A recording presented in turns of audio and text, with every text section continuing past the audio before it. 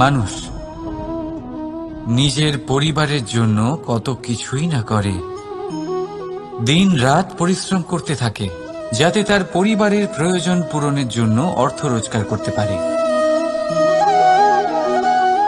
কিন্তু শুধু অর্থ রোজগার করাটাই কি যথেষ্ট? আপনি বলবেন হ্যাঁ, নিশ্চয়ই। অর্থ দিয়ে সব কিছু পাওয়া যায়, বিদ্যা পাওয়া যায়, বাড়ি পাওয়া যায়, ওষুধ পাওয়া যায়, আর কত কিছুই না পাওয়া যায়। এই সব একটা পর্যায় পর্যন্ত সঠিক, কিন্তু একটু মন দিয়ে ভেবে দেখুন, যখন কোনো শিশু অসুস্থ হয়ে পড়ে তখন সে ওই তিক্ত ওষুধ কেন খেয়ে নেয়? এই জন্য কারণ ওর পিতা সেই ওষুধ অর্থ দিয়ে কিনেছে? না, বরং এই জন্য কারণ তার পিতা যে তার সামনে দাঁড়িয়ে, তার উপরে তার বিশ্বাস আছে। বিশ্বাস আছে যে উনি তার কিচ্ছু হতে দেবেন না। এই বিশ্বাস, এই সংস্কার, এই শিক্ষা কখনো অর্থ দিয়ে পাওয়া যায় না। এটা পাওয়া যায় সেই সময় থেকে যা মাতা পিতা তাদের সন্তানের সাথে কাটিয়েছেন। তাই জীবনে অর্থ অবশ্যই উপার্জন করুন, কিন্তু নিজের পরিবারকেও সময় দিন, আনন্দ পাবে। রাধা রাধা। বিরোধিতা এমন এক শব্দ যা শুনে আমরা সবাই ভয় পেতে থাকি। যদি কেউ আমাদের বিরোধিতা করে তা আমাদের সহ্য হয় না। আমরাও কারোর বিরোধিতা করে কোনো শত্রুতা করতে চাই না। এই ধরনের ভাবনা আমাদের মনে আসতেই থাকে। কিন্তু বিরোধিতা, এই শব্দ আপনার শান্তির জন্য, আপনার সুখের জন্য কতটা গুরুত্বপূর্ণ তা আপনারা জানেন না। তাই যদি কাল এসে কেউ আপনার বিরোধিতা করে, তখন সবার আগে নিজেকে যাচাই করুন। আপনি কি ভুল করেছেন? আপনার দোষ কি? নিজের মধ্যে কি ত্রুটি আছে সেটা বোঝার চেষ্টা করুন, নিজেকে সংশোধন করার চেষ্টা করুন। তারপর দেখুন, বিরোধিতার এই আগুন আপনাকে স্বর্ণ থেকে কুন্দন বানিয়ে তুলবে। বলা হয় এই সংসারে খারাপ বেড়েই চলেছে, কিন্তু তার কারণ এ নয় যে খারাপ মানুষ বেড়ে চলেছে। তার কারণ হলো যে ভালো মানুষ, যাদের ভালো চিন্তা, ভালো বিচারধারা আছে, তারা খারাপের বিরোধিতা করতে পারে না। যদি আপনার সম্মুখে কোনো খারাপ কর্ম হয়, তাহলে তার বিরোধিতা করতে সংকোচ করবেন না, কারণ বিরোধিতার এই আগুন মন্দকে পিছুপা হতে অবশ্যই বাধ্য করে। রাধা রাধা। জীবনে আপনি এরকম মানুষও দেখবেন যারা এটা বলে, ভাবে, নিজেকেও বলে যে উনি সেই এমন ব্যক্তি যার মতো আমি হতে চাই। ঠিক আছে, কারোর থেকে প্রেরণা নেওয়াটা কোনো ভুল নয়, কিন্তু কখনো কখনো এই প্রেরণা গুরুত্বহীন হয়ে যায় আর আমরা শুরু করে দিই সেই ব্যক্তিকে নকল করতে। এখানেই থেমে যায় আমাদের উন্নতি। এবারে দেখুন, সংসারে শত কোটি রঙের ফুল আছে, কিন্তু তারা কখনো একে অপরকে নকল করে না। নকল করে না তাদের রং, নকল করে না তাদের সুগন্ধ। তাহলে আমরা করি কেন? প্রতিটা ব্যক্তির মধ্যে কোনো না কোনো প্রতিভা অবশ্যই থাকে, যা ফুটিয়ে তোলার সঠিক সময়ও আমাদের কাছে থাকে। কিন্তু সেই মানুষ সেই প্রতিভা নির্মাণ করার পরিবর্তে সময় নষ্ট করে অন্য কারোর মতো হওয়ার জন্য, কাউকে নকল করার জন্য। এটা করবেন না। সময়কে ব্যবহার করুন নিজের অস্তিত্ব নির্মাণ করার জন্য, কারণ কারোর ছায়া হওয়ার থেকে ভালো আপনি কারোর জন্য প্রেরণা হয়ে উঠুন। রাধা রাধা। আমরা সকলে পাথুরে রাস্তা এড়িয়ে চলি, কারণ এই পথের পাথর আমাদের যাত্রা আরো কঠিন করে তোলে, আমাদের পা আহত করে দেয়। কিন্তু একটা গুরুত্বপূর্ণ কথা আমরা ভুলেই যাই, এই কঠিন পথই না শুধু আমাদেরকে নিজেদের দুর্বলতার সাথে পরিচয় করায়, বরং আমাদের শক্ত হওয়ার প্রেরণাও দিতে থাকে। সময়ের সাথে ঠিক এমনটাই হতে থাকে। সবাই ভালো সময়ের অপেক্ষা করতে থাকেন, ভালো সময়ের জন্য পরিশ্রম করেন, তার জন্যই চিন্তা করেন, কিন্তু ভুলে যান যে ভালো সময় বহুবার আমাদের বিবেক নষ্ট করে দেয়। সেখানেই খারাপ সময় আমাদের বুদ্ধিকে সঠিক পথে চালিত করে। রাধা রাধা। ঘোড়াকে যতই প্রশিক্ষণ প্রদান করুন, তার মুখে লাগাম তো পরাতেই হবে। একজন ভালো চালক সেই ঘোড়ার লাগাম মাঝে মাঝে টেনে ধরে, তাকে সঠিক পথে চালিত করতে, যাতে সেই ঘোড়া দিগ্ভ্রান্ত না হয়। এবার একটু ভাবুন, ঠিক এরকমই হয় আমাদের মন। যদি এটা বিবেকের লাগাম দিয়ে মাঝে মাঝে আমরা টেনে না ধরি, তাহলে আমাদের এই মন দিগ্ভ্রান্ত হতে পারে। আর যদি আপনি আপনার লক্ষ্যে পৌঁছতে চান, তখন মনের এই লাগাম মাঝে মাঝে আপনাকে অবশ্যই টেনে ধরতে হবে, কারণ বিবেকের এই পথ প্রদর্শনই আপনাকে ভালোভাবে আপনার লক্ষ্যে পৌঁছে দেবে। মনে রাখবেন, আর আমার সাথে ভালোবেসে বলবেন, রাধা রাধা। আপনি কখনো জাঁতা কল দেখেছেন? তাতে গম পেষা হয়। গমকে এমন ভাবে পেষা হয় যাতে আমরা তা খেতে পারি, জীবিত থাকতে পারি। আর যদি আপনি মন দিয়ে দেখেন, তাহলে কলের নিচের অংশ কখনো ঘোরে না, শুধুমাত্র উপরের অংশই ঘোরে। আর তবেই তা গম পিষতে পারে, আর তবেই রুটি তৈরি হতে পারে। কিন্তু ভেবে দেখুন, যদি কলের দুটো অংশই ঘুরতে থাকে, তাহলে কি হবে? তা গম পেশার বদলে একে অপরকে পিষে নিজেদের অস্তিত্ব শেষ করে দেবে। তাই জীবনে কোনো কাজ যখন মন আর মস্তিষ্ক মিশিয়ে করা হয়, তখনই তা সম্পন্ন হয়। কিন্তু যখন বিষয় হলো ভক্তির, তখন মস্তিষ্কের যুক্তির মৌন থাকা প্রয়োজন। আর যখন বিষয় হলো কর্ম আর ন্যায়ের, তখন মনের আবেগের মৌন থাকা প্রয়োজন। তাই মন আর মস্তিষ্কের এই সম্মিলনে সতর্ক থাকবেন। একসাথে অবশ্যই চলবে, কিন্তু একে অপরের বাধা যেন না হয়ে দাঁড়ায়।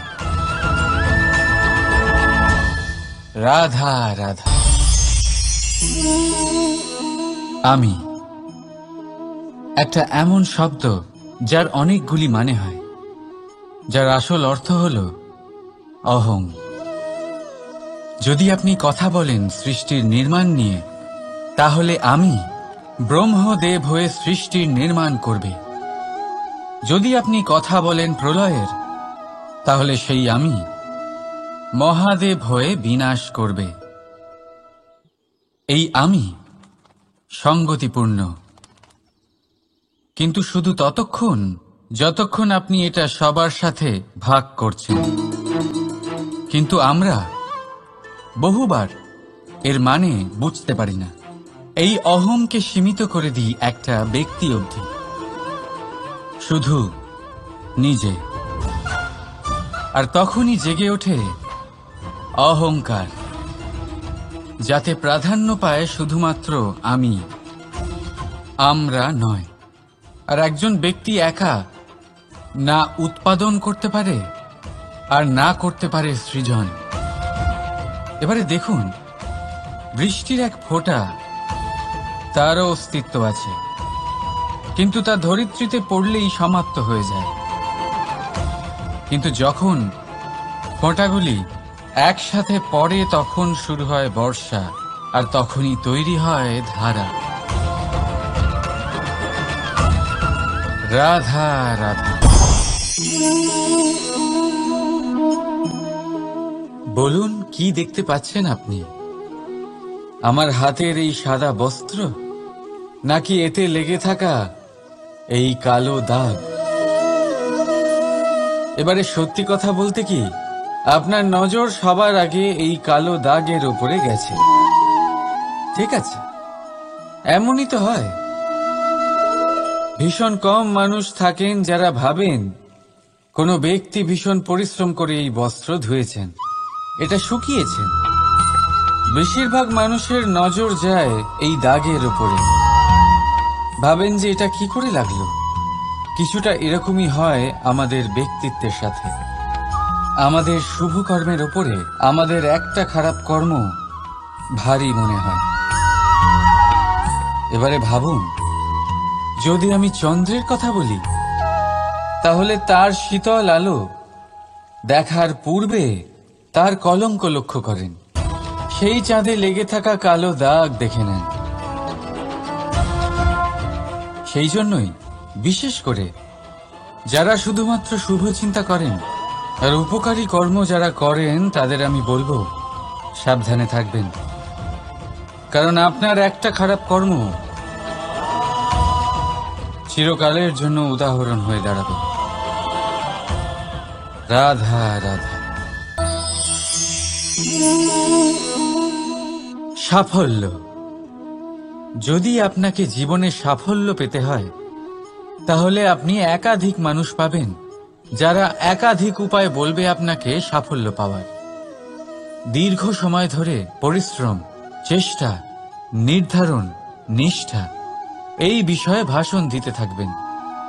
একাধিক রকমের উদাহরণ আপনার সামনে তুলে ধরবেন। কিন্তু আমার এটা মনে হয়, আমরা কেন সেই বিষয়ে কথা বলি না যা মানুষকে অসফল করে তোলে? শুধু দুটো ব্যাপার অসফল হওয়া নিশ্চিত করে। শুধু দুই ধরনের মানুষ বেশিরভাগ অসফল হন। প্রথম তারা যারা ভাবে অনেক কিছু কিন্তু কিছুই করে না। আর দ্বিতীয় তারা যারা অনেক কিছু করতে থাকে কিন্তু ভাবনা চিন্তা না করে। ভাবনা আর কর্ম, এদের মাঝে সামঞ্জস্য রাখা খুব জরুরি। যদি এটা থাকে, তাহলে জীবনে কখনো অসফল হবেন না। রাধা রাধা। আপনি অনেককে এই কথা নিশ্চয়ই বলতে শুনেছেন, এই ব্যক্তির দৃষ্টিতে দম্ভ আছে, এই ব্যক্তির চোখের ওপর অহংকারের পর্দা পড়ে আছে, ইত্যাদি ইত্যাদি। চলুন, আমি আপনাকে একটা প্রশ্ন করছি।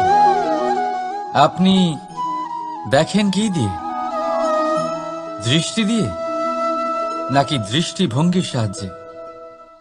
ভাবুন। চিন্তায় পড়ে গেলেন নিশ্চয়ই। দৃষ্টি যে কোনো বস্তুর বা যে কোনো মানুষের শুধু বাইরের রূপটা দেখায়, যেখানে দৃষ্টিভঙ্গি আপনাকে সোজা আসল পরিচয়ের সাথে সাক্ষাৎ করায়। উদাহরণ হিসেবে চন্দ্র। চন্দ্র আমরা সবাই দেখেছি। বহু মানুষ আছেন যাদের চন্দ্র অত্যন্ত সুন্দর লাগে। আবার কিছু মানুষ এমনও আছেন যারা এই চন্দ্রের মধ্যেই দাগ খুঁজে বার করেন। এই হলো দৃষ্টিভঙ্গি। যদি নিজের দৃষ্টিভঙ্গিতে প্রেম রাখেন, ভালোবাসা রাখেন, সম্ভ্রম রাখেন, তাহলে তার বদলে আপনিও প্রেম আর সম্মান অবশ্যই পাবেন। এবারে দেখুন, যে জল দিয়ে ঈশ্বরের মূর্তি ধোয়া হয় তাকে চরণামৃত বলা হয়। এটার কারণ দৃষ্টিভঙ্গি। এখন আপনি পাথরকে ভগবান ভেবে পুজো করবেন নাকি ভগবানকে পাথর ভেবে পরিত্যাগ করবেন? সিদ্ধান্ত আপনার, কিন্তু এই সিদ্ধান্ত নির্ভর করে আপনার দৃষ্টিভঙ্গির ওপর। তাই নিজের দৃষ্টিভঙ্গি শুভ রাখুন, নিজের দৃষ্টিভঙ্গিতে ভালোবাসা রাখুন, আর আনন্দে বলুন রাধা রাধা। বড় বড় রাজমহলের বড় বড় ইমারতের চূড়া কত সুন্দর হয়, কিন্তু আপনি কি কখনো এই বিষয়ে ভেবেছেন যে এই সুন্দর চূড়ায় পৌঁছতে গেলে আপনাকে পৃথিবীতে পা ফেলতেই হবে? সেই সুন্দর চূড়ায় পৌঁছে দীপ্তি পাওয়ার জন্য আপনাকে একটা কঠিন পথ অবলম্বন করতেই হবে। যদি আপনি কোনো কঠিন পথে না গিয়ে এই পৃথিবীর সাহায্য ছাড়াই শুধু উচ্চতার দিকে অগ্রসর হতে থাকেন, তাহলে সর্বদা অসফল হবেন। সেই জন্য নিজের স্বপ্ন পূরণের এই যাত্রাতে নিজের পথ কখনোই হারাবেন না, নিজের পথ থেকে সরবেন না। যদি এমন করেন তাহলে তো আপনার স্বপ্ন পূরণ হবেই না, তার সাথে আপনি নিজের পথও হারাবেন। রাধা রাধা। কৌতুক অর্থাৎ হাসি, এটা জীবনে কতটা গুরুত্বপূর্ণ। আমরা সর্বদাই হাসতে চাই, আমরা সর্বদা অন্যের মুখে এই হাসি দেখতে চাই। কিন্তু এই কৌতুক অনেক প্রকারের হয়, আর এই কৌতুকের ভিত্তি কি সেটাও খুব গুরুত্বপূর্ণ। কৌতুক কেবল তখনই পাবেন যখন তা শুদ্ধ মন থেকে আসবে। কৌতুক তখনই পাবেন যখন তা সামনের জনকেও হাসিয়ে তার কষ্ট হরণ করবে। এবারে যদি কৌতুক হিংসার থেকে বেরোয়, তখন তা কটাক্ষ হয়ে যায়, সামনের মানুষের মনে আঘাত করে। তারপরে সে তৈরি থাকে যে কখন আপনার উপরে আবার প্রহার করতে পারবে। তাই যদি হাস্য কাউকে ছোট করার জন্য হয়, তা হাস্য নয়, উপহাস হয়ে যায়। আর তা সামনের জনকে আনন্দ নয়, শুধু অপমান দেবে। আর অপমানিত ব্যক্তির মন তিক্ত হয়ে থাকে। তাই মনে রাখবেন যে এই কৌতুক যেন কৌতুকই থাকে, তা উপহাস বা কটাক্ষ না হয়ে যায়। রাধা রাধা। মানুষ এই শব্দের সূচনা হয় মন থেকে, আর সেই জন্যই হয়তো আমাদের এই মন এতটা গুরুত্বপূর্ণ। এবারে দেখুন না, আমাদের মনই সবকিছু চালনা করে। মনই সেই যে কল্পনা করে, মনই সেই যা কল্পনাকে বাস্তবে পরিণত করার জন্য পরিশ্রম করতে আমাদের প্রেরণা যোগায়। মনই সেই যা লোভের জালে জড়িয়ে পড়ে। মনই সেই যা অভিমানের পর্দা দিয়ে ঢেকে যায়। আর এই মনই সেই যা আপনাকে বিনাশের দিকে টেনে নিয়ে যেতে পারে। কিন্তু যদি তা পরোপকার করার ইন্ধন পায়, তাহলে এমন কোনো মহান কাজ নেই যা আপনি করতে পারবেন না। কিন্তু এই মন কি? এটা বোঝানো যায় দুটো শব্দের মাধ্যমে, দুটো সহজ শব্দ। প্রথম, একজন কুশল সেবক। দ্বিতীয়, একজন সংকটপ্রবণ মালিক। যদি আপনার এই মন আপনার নিয়ন্ত্রণে থাকে, তাহলে সে হলো আপনার সেবক। তাই আপনার অস্তিত্ব আছে। কিন্তু যদি আপনার মন আপনার কর্মের ওপরে নিয়ন্ত্রণ করে, তাহলে এই মন আপনার মালিক, আর তখন আপনার বিনাশ নিশ্চিত। তাই নিজের এই মনকে নিয়ন্ত্রণে রাখুন, কিন্তু ভালোবেসে। আসুন আমার সাথে আনন্দে বলুন, রাধা রাধা। এই সূঁচ দেখতে পাচ্ছেন আপনি? এটা শুদ্ধ লোহা দিয়ে তৈরি, বস্ত্র সেলাই করার কাজে লাগে। অস্ত্রোপচারে কাজে লাগে। কিন্তু আপনি কি কখনো ভেবে দেখেছেন এই সূঁচ কিভাবে তৈরি হয়? লোহার এক বড় অংশকে পিটিয়ে পিটিয়ে টেনে টেনে তাকে পাতলা বানানো হয়। এরপরেই আমরা পেয়ে থাকি সূঁচ। ভাবুন, যদি লোহার টুকরোতে অনর্গল প্রহার করার ফলে একটা লোহার টুকরো সূঁচে পরিণত হয়, তাহলে আমাদের জীবনে অনর্গল চেষ্টা করার ফলে জীবনের সমস্ত অংশকে আমরা কত প্রভাবশালী কাজে পরিণত করতে পারি। শুধু প্রয়োজন দৃঢ় নিশ্চয়তা। তাহলে আসুন আমার সাথে ভালোবেসে বলুন, রাধা রাধা। বিশ্বাস, জীবনে বিশ্বাস কতটা গুরুত্বপূর্ণ। একজন স্ত্রী তার স্বামীর হাত ধরে যে কোনো জায়গায় যেতে পারেন, এর কারণ হলো বিশ্বাস। তার নিজের স্বামীর ওপরে বিশ্বাস আছে। যখন একজন মা তার ছোট বাচ্চাকে কোলে তুলে হাওয়ায় ওঠায়, তখন সেই বাচ্চা ভয়ভীত হয়ে যায় না। তার কারণ হলো বিশ্বাস। তার বিশ্বাস আছে যে তার মা তার কিচ্ছু হতে দেবে না।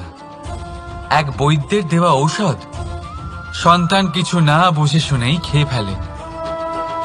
সেই বৈদ্যের জ্ঞানের বিষয়ে তার কোনো ধারণাই থাকে না। শুধু নিজের পিতার উপরে বিশ্বাস আছে যে তার পিতা তাকে খারাপ কিছুই দেবে না।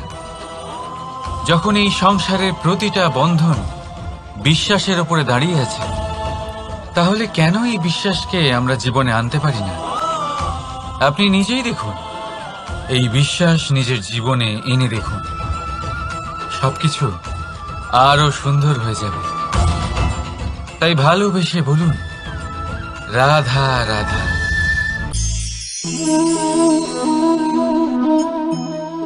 অহংকার, এই শব্দটা সবাই শুনেছেন। বহু মানুষকে আপনি এটা বলতে শুনেছেন যে ওই ব্যক্তির অহংকার আছে, ওই মানুষটির ক্ষমতার অহংকার আছে, ওই ব্যক্তির নিজের রূপ নিয়ে অহংকার আছে, ওই ব্যক্তির নিজের অর্থের অহংকার আছে, ইত্যাদি ইত্যাদি। কিন্তু এই অহংকার, এর অস্তিত্ব হয় কি করে? এবারে একবার এই হাতটা দেখুন। যদি এই হাতের 5 আঙ্গুল উঠে দাঁড়ায়, আশীর্বাদ। আর যদি এই হাতের 5টা আঙ্গুল একসাথে মুঠো হয়ে যায়, শক্তি, সংকটের বিরুদ্ধে ঢাল। কিন্তু এই একটা আঙ্গুল সংকটের কারণ হয়ে দাঁড়াতে পারে। এই একটা আঙ্গুল শত্রুকে আহ্বান জানায়। এবার অহংকার বলে এই শব্দটাই দেখে নিন। আমাদের থেকে আলাদা হয়ে গেলে হয় অহং। অহং অর্থাৎ ব্যক্তির মনে হয় যে সে আপনদের থেকে, নিজের বন্ধুদের এবং সঙ্গীদের থেকে, নিজের পরিবারের থেকে অনেক উপরে, অনেক শ্রেষ্ঠতর সে। কিন্তু মনে রাখবেন, এই অহংকার কোনো ব্যক্তির অস্তিত্বের বিনাশের প্রথম ধাপ। তাই ঝেড়ে ফেলে দিন এই অহংকারকে, আর বিশ্বাস করুন আমাদের ওপর, কারণ তখনই আপনি শান্তি পাবেন। আর সেই শান্তির সাথে বলে উঠবেন, রাধা রাধা।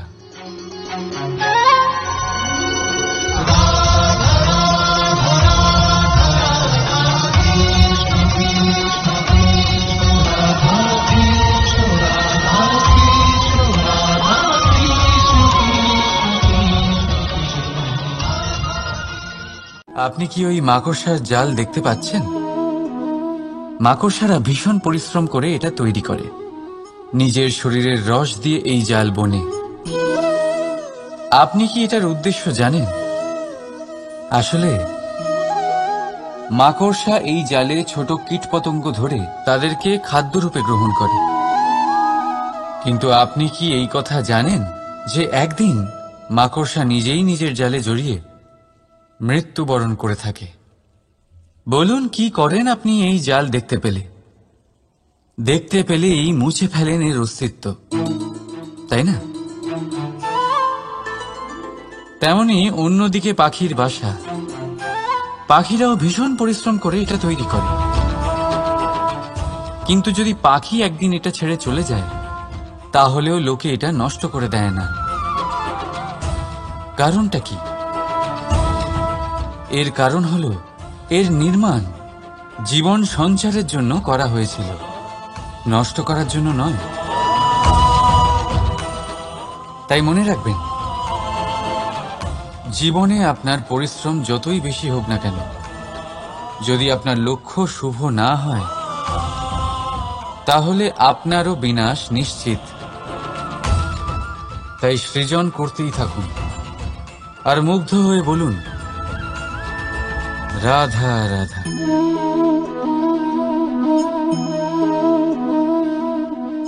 আপনার কি মনে হয় আমি কি করছি? আপনি বলবেন আমি প্রদীপ জ্বালাচ্ছি। সঠিক, কিন্তু প্রশ্ন হচ্ছে যে আমি কি আপনাকে বলেছি যে একে প্রদীপ বলা হয়? না। এই প্রদীপ কি নিজেই নিজের পরিচয় আপনাকে দিয়েছে? না। তাহলে আপনি কি করে জানলেন যে একে প্রদীপ বলা হয়? উত্তর হচ্ছে প্রকাশ, যে স্বয়ং জ্বলে অন্ধকারের মধ্যে সংসারকে পথ দেখায়, সেটাই প্রদীপ। যা নিরাশার মাঝে আশার আলো প্রদর্শন করে, সেটাই প্রদীপ।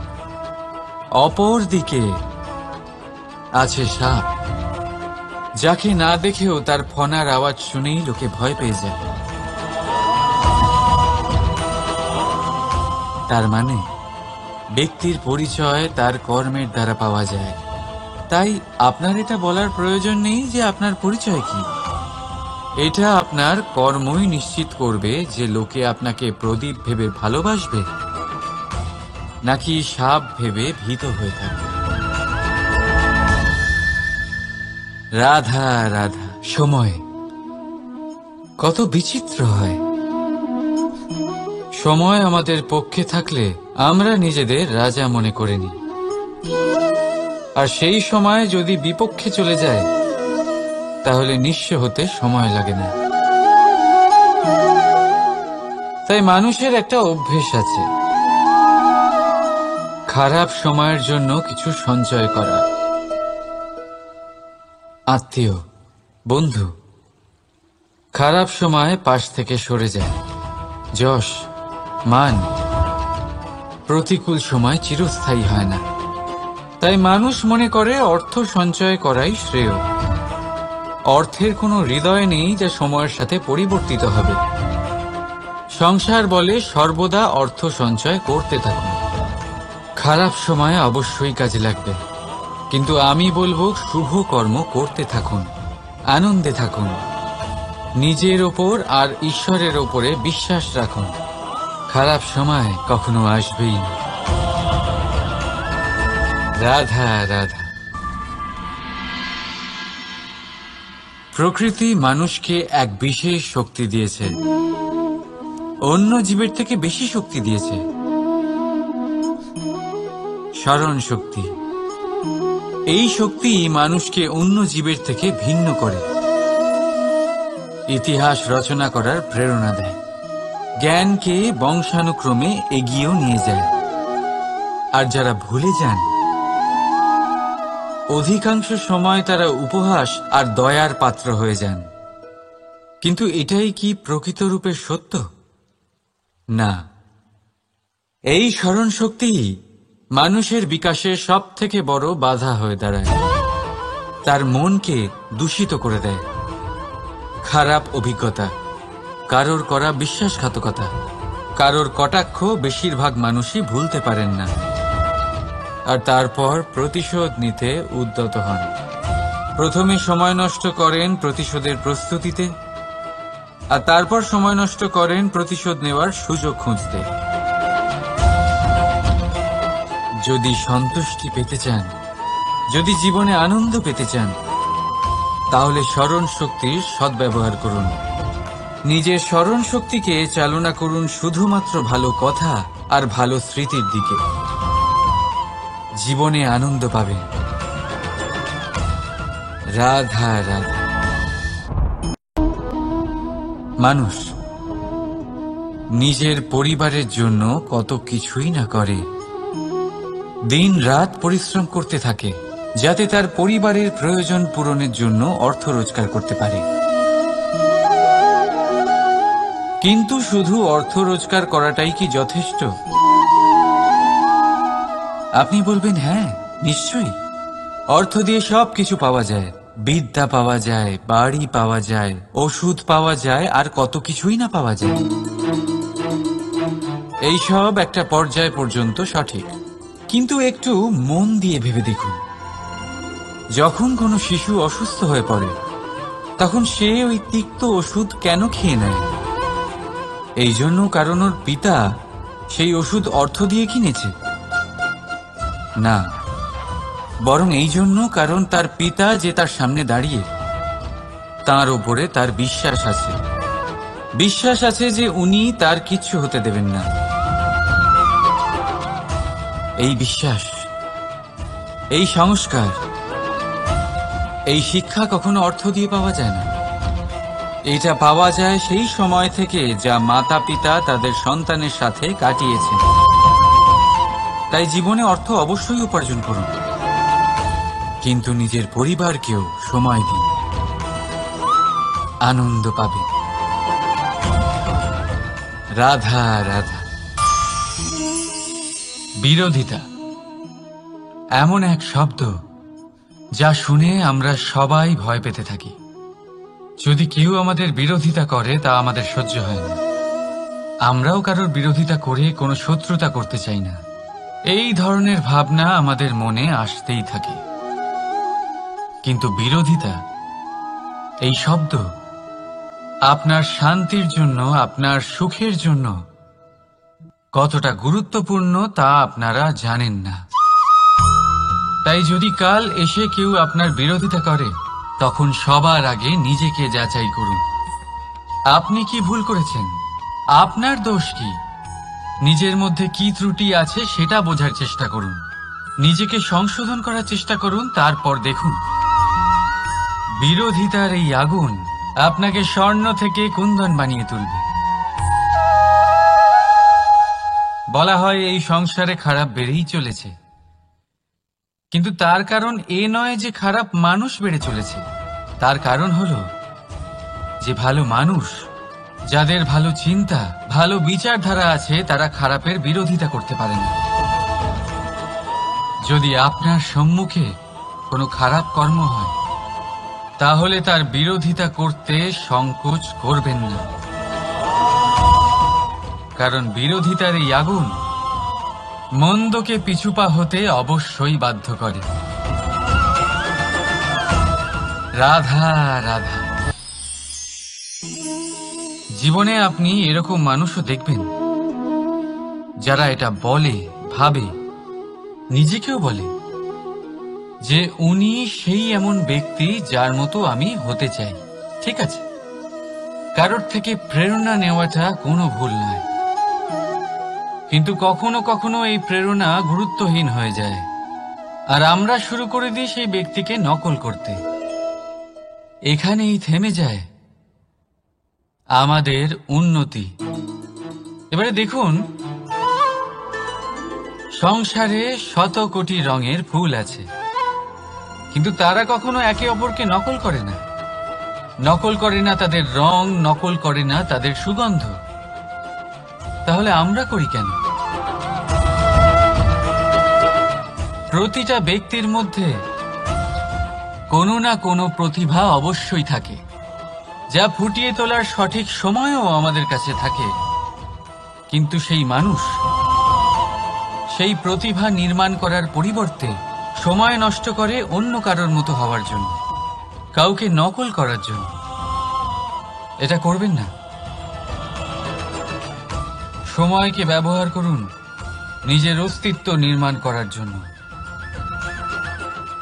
কারণ কারোর ছায়া হওয়ার থেকে ভালো আপনি কারোর জন্য প্রেরণা হয়ে উঠুন। রাধা রাধা।